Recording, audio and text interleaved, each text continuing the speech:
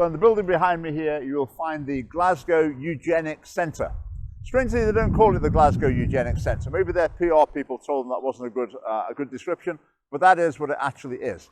Because the Glasgow Royal Fertility Clinic is here inside the Glasgow Royal Infirmary. And at the Glasgow Royal Fertility Clinic, you can produce a baby to your specification. This is the NHS's answer to Build-A-Bear. Now, if you're going to produce a baby there, you obviously need the ingredients: sperm, egg, uterus. And when they're looking at those ingredients, they only want the good stuff. They only want the good genes, the healthy ones, the people with no disabilities, people who look right, the people with the right ability. Just whatever you want, whatever's on your catalogue for a baby, they will help you to produce it. We believe that children need their biological parents, ideally. But what children need, they're not interested in that at the Glasgow Eugenics Centre. They're interested in what adults want. Adult desires trump all else. Old-fashioned ideas about every child being equally valuable, well, they've gone out the window as well. Here, some children are more valuable than others. That's why some are more desirable than others. So let's have a look at their catalogue, shall we? Let's do some shopping for a sperm donor. There's no need to do the shopping here. We can shop from the comfort of our own home online. So let's have a look.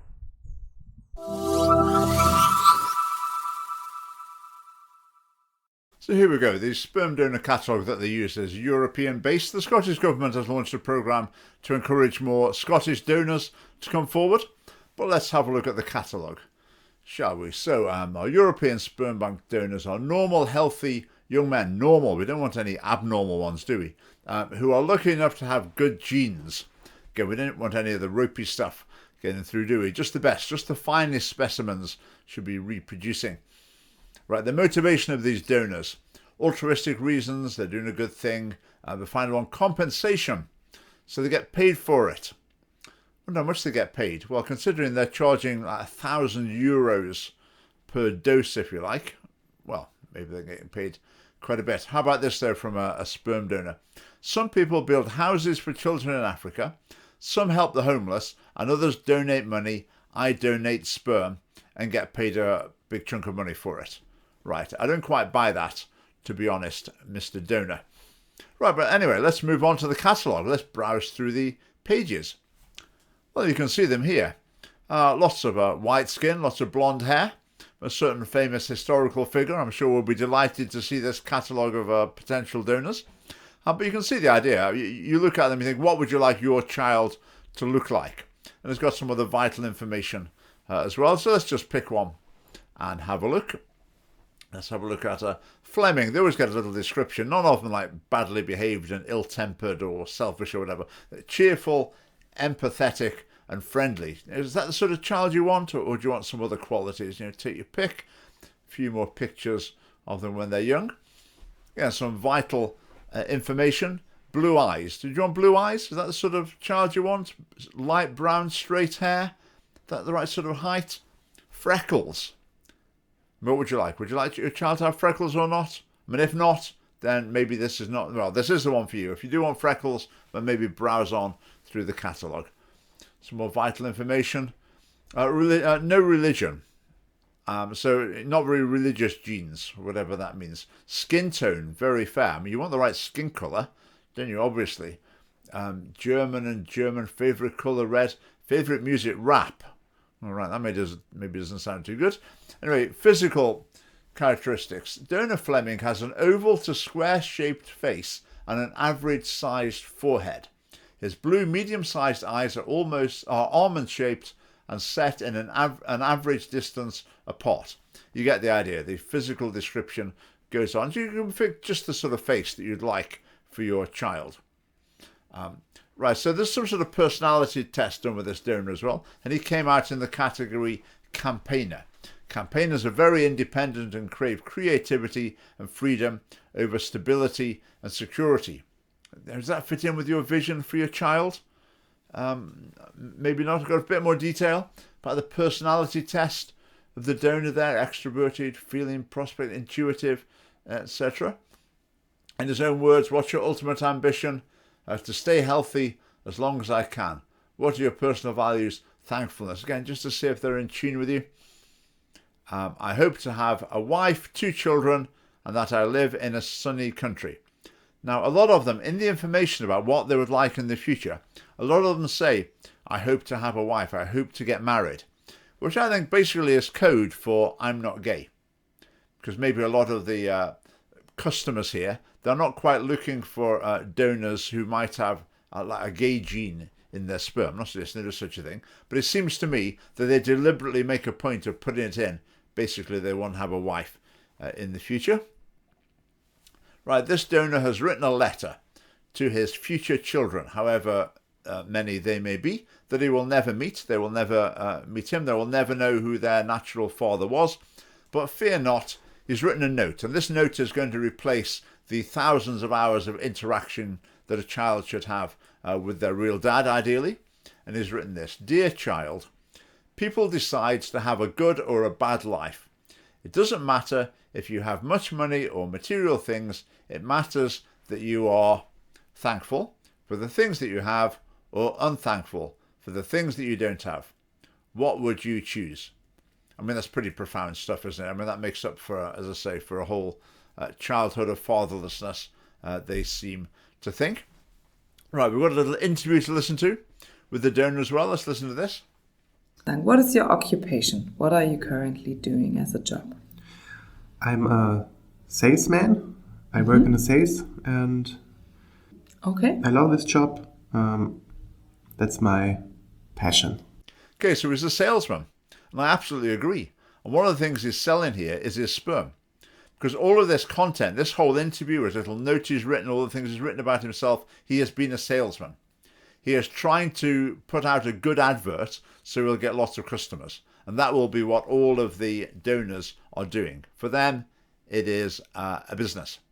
Now, in terms of the profession that they're engaged in, or the education, now again, they don't give an IQ score, but the reason they give this information is to try and help the potential parents to make judgments on that regard. I mean, if the person's a doctor or a mathematician or whatever, then you might be able to infer something about that, about their educational capacity. So it helps the customers to choose the characteristics of their baby a bit more specifically with regard to cognitive ability.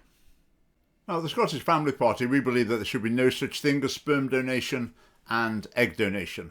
Why is that? Because it produces children who have a sense of dislocation, a sense of missing one of their natural parents, a sense of dissatisfaction, a sense of disconnectedness. Children should be brought up by their biological mother and their biological father. Ideally, that's not always possible. We need to make alternative arrangements where that's not possible, but that is the ideal. We shouldn't deliberately create the situation where children are brought into the world who are not going to be brought up by their biological mother and father. The Scottish Government, of course, takes the opposite view, and they provide these like donor treatments, so-called treatments, to single women. I mean, they boast about that on the website. So a single woman will provide the sperm. You can have a so-called family like that. We think that's completely wrong. Here's just a clip from a Scottish Government video appealing for sperm donors.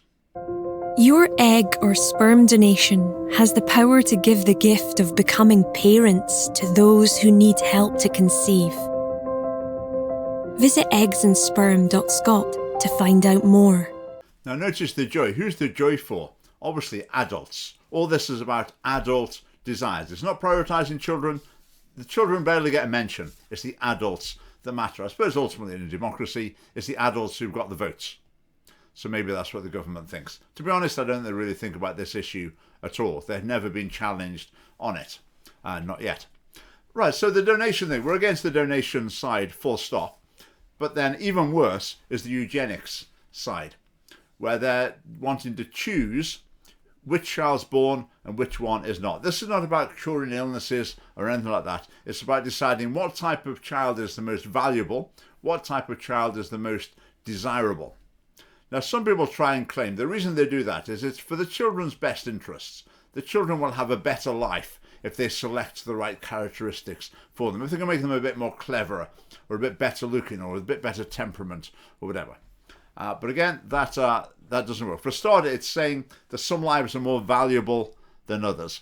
So people with certain combinations of characteristics, well, it's not such a good thing that they're born. Whereas people with the right set of characteristics, well, obviously that's much better if they're born. So different children end up being valued differently. Another thing through this, you can imagine the situation where parents plan a child with a certain temperament and abilities, and they've got the vision for that child before the child's born. So they might decide, we want them to be really creative, so we want a musical, artistic donor, and let's see how that works out. Then the child might go on to be an accountant, and the parents might be thinking, no, that's not what we had in mind, and the child might realise that that wasn't what they were programmed to be, but that's not the way life's supposed to be. Each person should be born with the freedom to choose their own future, to develop their personality, their talents, their gifts as they wish, not to feel this was pre-planned by the customers, by their parents. Another service that offered by this fertility clinic is you can put your photographs in and they'll try and pick a donor who looks a bit like you.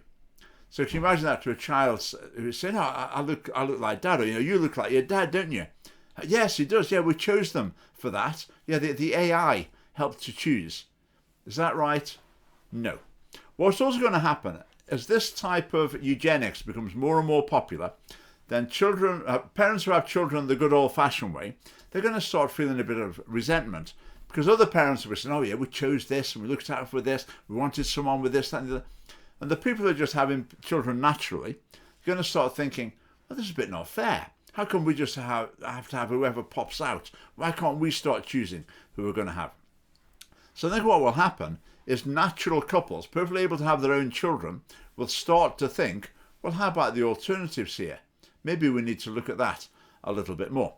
As far as we're concerned in the Scottish Family Party, mum and dad get married, have their own kids, bring them up, is an ideal. And that ideal is under attack from all directions. And this is just another direction where it is being attacked from. Now remember, I've talked about a book that the Scottish Government promotes for use in nursery, and it's How to Make a Baby. And the message of the book is to make a baby, it's like making a cake. You need 3 ingredients, sperm plus egg plus uterus. It doesn't matter where they come from. If you can get those ingredients together, you can make a baby, and that is just great. And what we see here is what that book is preparing, part of what that book is preparing children for, to accept this sort of system, where babies are seen as something you just put together with different ingredients according to your own taste. So the emphasis in this whole process is on choice for adults. Adults need to be able to choose what they want and be given what they want. I mean, no doubt there'll be someone saying they've got a right to have children, a right to have children of the type that they want. Whereas we say, what about the children's rights? How about the children's right to be brought up and known by their natural mother and father, ideally? Because there's a big equality issue here. If some babies are more preferable than others, some are more valued, then how does that fit with universal equality?